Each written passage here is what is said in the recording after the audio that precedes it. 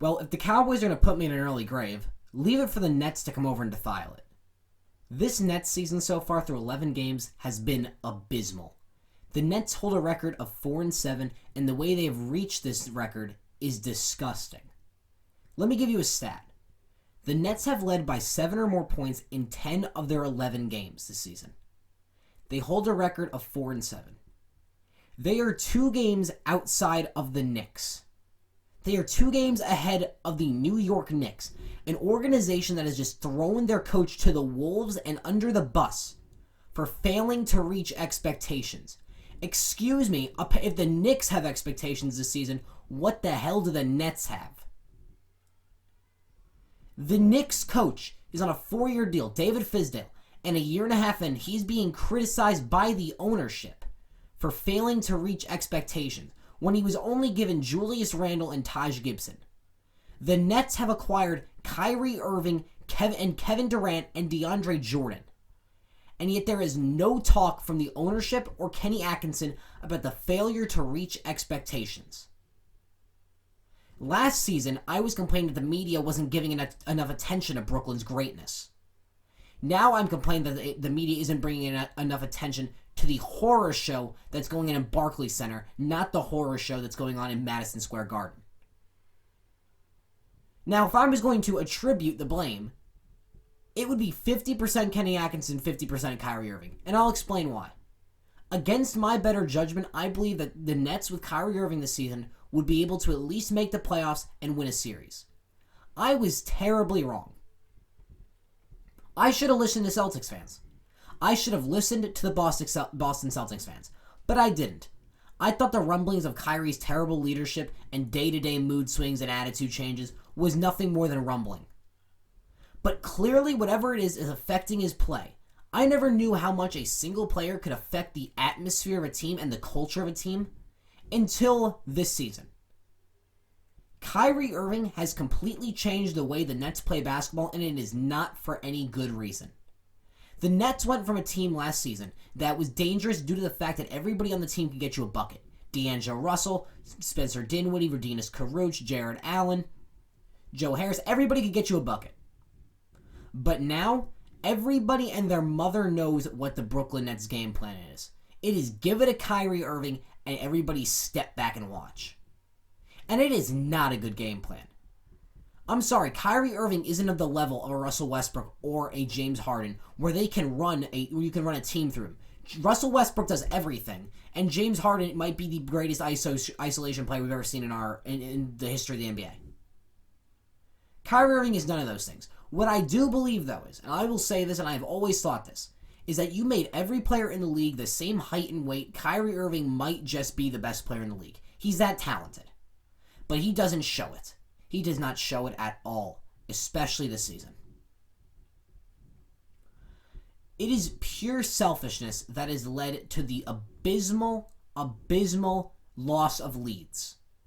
The Nets led by 20 points to the Nuggets. They blew that. The Nets were leading against the Jazz late. They blew that.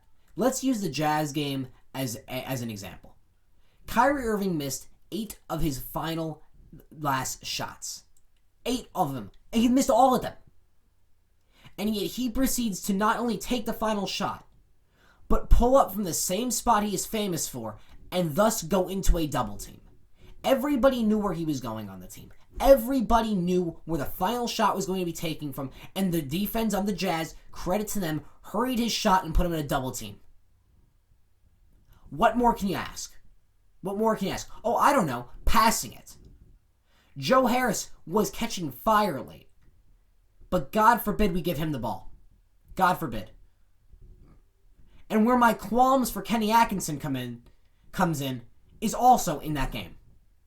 Please, for the love of God, explain to me why Garrett Temple is playing 30 minutes, why Spencer Dinwiddie is playing 21 or 24.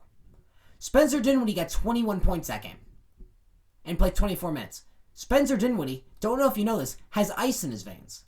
Has ice in his veins. Garrett Temple had 10 points and played 30 minutes and played the entire down-to-the-wire clutch time. Am I stupid? I don't know. But it appears to me as though Kenny Atkinson cannot run a successful rotation. Kenny Atkinson is a great developmental coach. That is evident in the way the Brooklyn Nets young talent developed last season. Caris LeVert appeared to be the frontrunner for most improved player until he went down with a scary, scary leg injury. But what Kenny Atkinson cannot do is take you to the next level. Kenny Atkinson can set up the team for the level, but he can't take them there. And it is apparent now, because when he gets a talented player like Kyrie Irving, who's a top 10 player, he can't do anything with him. And let me say this right now. Thank God Kevin Durant is on this team. Thank God.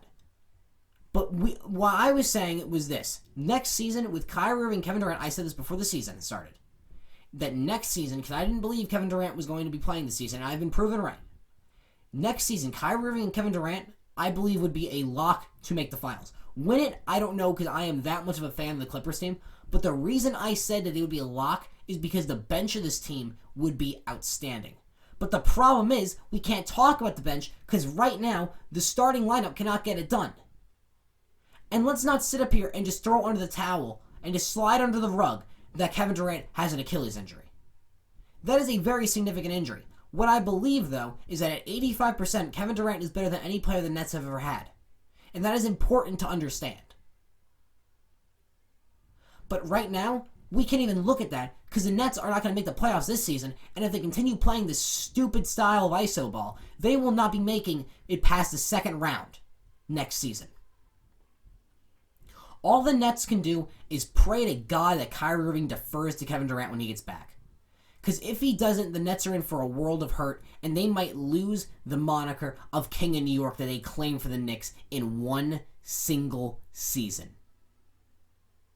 That's how fast things can change in the NBA.